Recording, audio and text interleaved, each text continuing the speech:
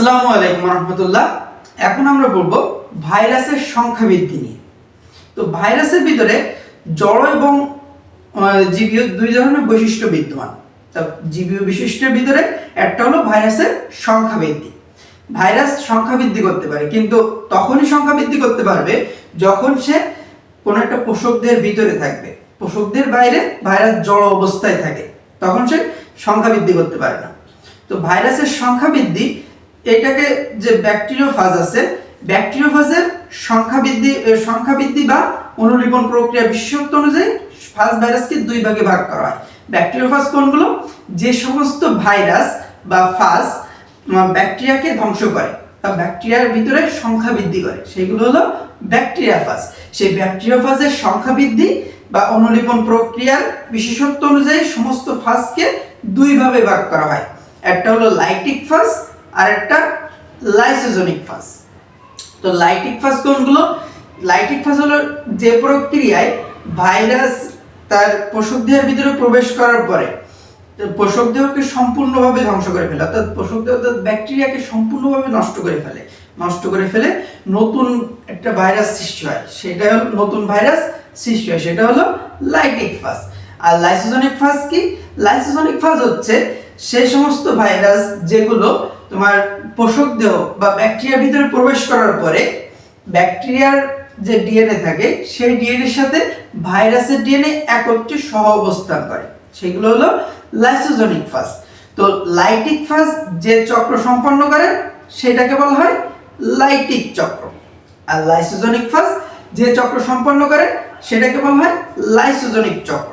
তো লাইটিক চক্র শুধুমাত্র টি সিরিজ যেগুলো ভাইরাস আছে সেই ভাইরাসের ক্ষেত্রে এই লাইটিক চক্রগুলো সম্পন্ন হয়। যেমন যদি আমরা লিখি T2, T4, T6, এদের ক্ষেত্রে লাইটিক চক্র সম্পন্ন হয়। আর লাইসোজনিক চক্র সম্পন্ন হয় ল্যামডা ফাজ, তারপরে পিয়ন ফাজ, M13 ফাজ, এই সকল ফাজ ভাইরাসের ক্ষেত্রে লাইসোজনিক চক্র সম্পন্ন হয়। তো এখন আমরা চলো এই লাইটিক চক্র এবং লাইসোজনিক চক্র সম্পর্কে বিস্তারিতভাবে দেখি। তো প্রথমে আছে লাইটিক চক্র। তো লাইটিক চক্রের প্রথম ধাপ হলো সংযুক্তি। এই প্রথম ধাপে বা লাইটিক চক্রের প্রথম ধাপে এই T2 ফাজ ভাইরাস ইকোলি ব্যাকটেরিয়ার রিসেপ্টর সাইটে দৃঢ়ভাবে যুক্ত হয়। T2 ফাজ ভাইরাস তার স্পাইকের সাহায্যে যে ইকোলি ব্যাকটেরিয়া আছে, ইকোলি ব্যাকটেরিয়ার যে রিসেপ্টর সাইট অর্থাৎ পৃষ্ঠে যে রিসেপ্টর সাইট আছে সেই জায়গায় যুক্ত হয়ে যায়। পরবর্তী ধাপ হলো ফার্স্ট ডিএনএ প্রবেশ, অর্থাৎ ভাইরাসের যে ডিএনএটা আছে সেইটা ব্যাকটেরিয়ার ভিতরে প্রবেশ করায় দেবে। সেটা কিভাবে করে? এই যে ফার্স্ট ভাইরাসের যে লেজ আছে, লেজটা প্রথমে সংকুচিত করে একটা ছিদ্র তৈরি করে, সেই ছিদ্রের ভিতর দিয়ে ডিএনএ প্রবেশ করায় দেয়, ফার্স্ট ভাইরাসের ডিএনএ প্রবেশ করায় দেয় এবং তখন ভাইরাসের ফাঁকা ডিএনএটা বাইরে পড়ে থাকে।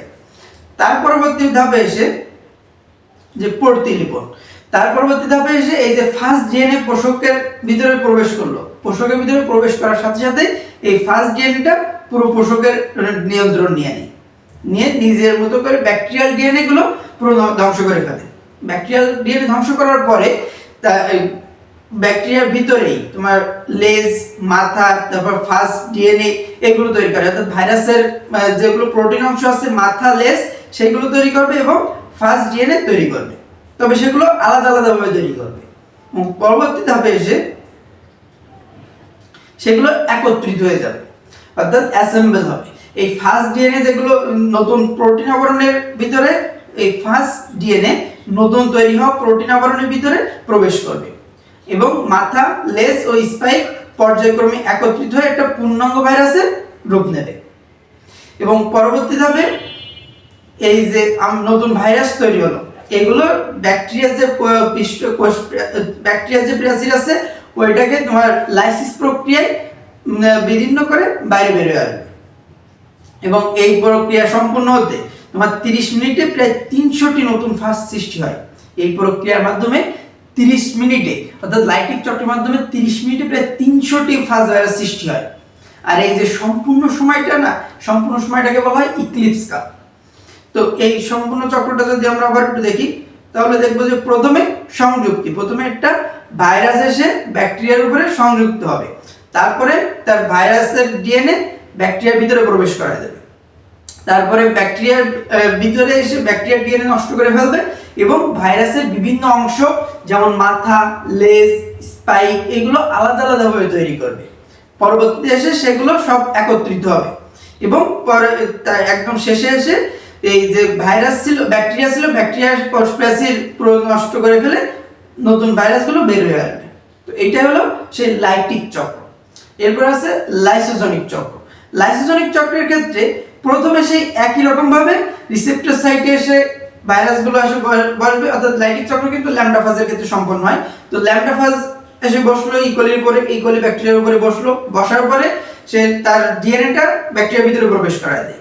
ব্যাকটেরিয়ার ভিতরে প্রবেশ করানোর পরে এবার ব্যাকটেরিয়ার ডিএনএ নষ্ট হয় না, ব্যাকটেরিয়ার ডিএনএ নষ্ট না করে ব্যাকটেরিয়ার ডিএনএর সাথে যে আমরা ফার্স্ট ডিএনএ প্রবেশ করলো দুইটা একত্রে থাকে। এটা কিভাবে থাকে? একত্রিত হয়ে যায়। কিভাবে হয়? নিউক্লিয়াস ও ইন্টিগ্রেজ এনজাইমের মাধ্যমে। এই নিউক্লিয়াস এনজাইম ও ইন্টিগ্রেজ এনজাইমের মাধ্যমে এই ব্যাকটেরিয়ার ডিএনএ ও ফার্স্ট ডিএনএ একত্রিত হয়। আর এই সংযুক্ত যে ডিএনএটা তৈরি হলো, অর্থাৎ ব্যাকটেরিয়ার ডিএনএ এবং ফার্স্ট ডিএনএ মিলিত হয়ে যে ডিএনএটা তৈরি হলো সেটাকে প্রোফাজ বলে।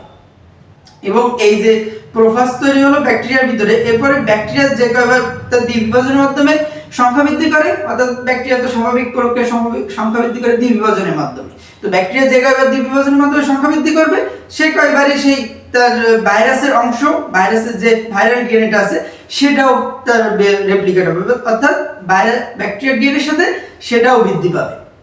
ঠিক আছে, এবার আমরা যদি এই চক্রটা একটু দেখি তাহলে দেখবো যে প্রথমে ভাইরাসের ব্যাকটেরিয়ার ভিতরে ভাইরাস ল্যামডা ফাজ তার ডিএনএ প্রবেশ করা যাচ্ছে, তারপরে প্রোফাজ গঠন করতেছে, ব্যাকটেরিয়ার ডিএনএর সাথে ভাইরাসের ডিএনএ একত্রিত হয়ে প্রোফাজ গঠন করতেছে এবং পরবর্তী ধাপে এসে এগুলো তার ভাইরাস ব্যাকটেরিয়া তার স্বাভাবিক নিয়মে দ্বিবিভাজনের মাধ্যমে সংখ্যা বৃদ্ধি করবে, তখন এই ভাইরাসের ভাইরাল যে ডিএনএটা আছে সেটারও সংখ্যা বৃদ্ধি হবে। কিন্তু এই জায়গায় কিছু কিছু ক্ষেত্রে এই যে জায়গায় প্রোফাজ গঠন করছিল ওই জায়গায় ভাইরাসের ডিএনএটা আলাদা হয়ে যায়, সেটা খুবই রেয়ার। তোমার যখন লাইসোজনিক চক্র বলবে তোমার এই চক্রটুকু দিলেই হয়ে যাচ্ছে, তোমার পরটুকু দেওয়ার দরকার নেই। তবে কিছু কিছু ক্ষেত্রে তোমার এই ভাইরাসের যে ডিএনএটা আছে সেটা আলাদা হয়ে যায়, ভাইরাসের ডিএনএ আলাদা হয়ে যায়। তখন ভাইরাসের ডিএনএ যখন আলাদা হয়ে যাবে এটা তোমার মূলত যে ইউভি রশ্মির কারণে হয়ে থাকে, তবে এটা খুবই রেয়ার ঘটনা। যদি হয়ে যায় আলাদা হয়ে যায় তখন সেটা আবার লাইটিক চক্রের মধ্যে প্রবেশ করে, তখন সেটা আবার সেই পুরো ব্যাকটেরিয়ার ভিতরে লাইটিক চক্র সম্পন্ন হয়ে যায় যখন সেটা ভাইরাল ডিএনএটা আলাদা হয়ে যাবে। তো এই ছিল আমাদের লাইটিক চক্র এবং লাইসোজনিক চক্র। তো লাইটিক চক্র এবং লাইসোজনিক চক্র থেকে আরেকটা প্রশ্ন আসে, সেটা হলো লাইটিক চক্র ও লাইসোজনিক চক্রের পার্থক্য লেখো। তো চলো আমরা পার্থক্যটা একটু দেখি। তো লাইটিক চক্রের ক্ষেত্রে কোষের অবস্থা কেমন থাকে? পুরো ধ্বংস হয়ে যায়, ব্যাকটেরিয়াটা পুরো ধ্বংস হয়ে যাবে। কিন্তু লাইসোজনিক চক্রের ক্ষেত্রে সেটা ধ্বংস হবে না, ধ্বংস না হয় দ্বিবিভাজন ঘটে, দ্বিবিভাজনের মাধ্যমে সে সংখ্যা বৃদ্ধি করে। লাইটিক চক্র কাদের ক্ষেত্রে ঘটে? লাইটিক চক্র ঘটে টি সিরিজভুক্ত যেসব ফাজ আছে, অর্থাৎ T2, T4, T6 এদের ক্ষেত্রে। আর লাইসোজনিক চক্র ঘটে ল্যামডা ফাজের ক্ষেত্রে, বা ল্যামডা ফাজ, পিয়ন ফাজ, এমতারো ফাজ এদের ক্ষেত্রে লাইসোজনিক চক্র সম্পন্ন হয়। লাইটিক চক্রের ক্ষেত্রে ব্যাকটেরিয়ার ডিএনএ নষ্ট হয়ে যায়, ব্যাকটেরিয়ার ডিএনএ নষ্ট হয়ে যাবে। আর লাইসোজনিক চক্রের ক্ষেত্রে ব্যাকটেরিয়ার ডিএনএর সাথে সহ অবস্থান করে, অর্থাৎ প্রোফাজ গঠন করে। পরবর্তী যেটা আছে পয়েন্টটা, প্রোফাজ গঠিত হয় লাইসোজনিক চক্রে, কারণ ব্যাকটেরিয়া ডিএনএর সাথে একত্রে অবস্থান করে, সেটাকেই তো প্রোফাজ বলে। তো লাইসোজনিক চক্রের ক্ষেত্রে প্রোফাজ গঠিত হয়, কিন্তু লাইটিক চক্রের ক্ষেত্রে প্রোফাজ গঠিত হয় না। আর এদের সংখ্যা বৃদ্ধি কেমন ভাবে হবে? এদের লাইটিক চক্রের ক্ষেত্রে ভাইরাল ডিএনএ দ্বারা নিয়ন্ত্রিত হয়, অর্থাৎ যে ভাইরাসের যে ডিএনএটা আছে সেটা দ্বারাই এর সংখ্যা বৃদ্ধিটা নিয়ন্ত্রণ করে। কারণ এই জায়গায় তো ব্যাকটেরিয়া ডিএনএ ধ্বংস হয়ে যাচ্ছে, সেটা তো আর নিয়ন্ত্রণ করবে না, এই জায়গায় ভাইরাল ডিএনএটাই সংখ্যা বৃদ্ধি নিয়ন্ত্রণ করে। আর লাইসোজনিক চক্রের ক্ষেত্রে পোষক কোষের বিভাজন দ্বারা নিয়ন্ত্রণ হয়, অর্থাৎ যে ব্যাকটেরিয়ার যে স্বাভাবিক বিভাজন আছে দ্বিবিভাজন, সেইটা দ্বারাই এই লাইসোজনিক চক্রের ক্ষেত্রে কোষের বৃদ্ধিটা, সংখ্যা বৃদ্ধিটা নিয়ন্ত্রণ করে।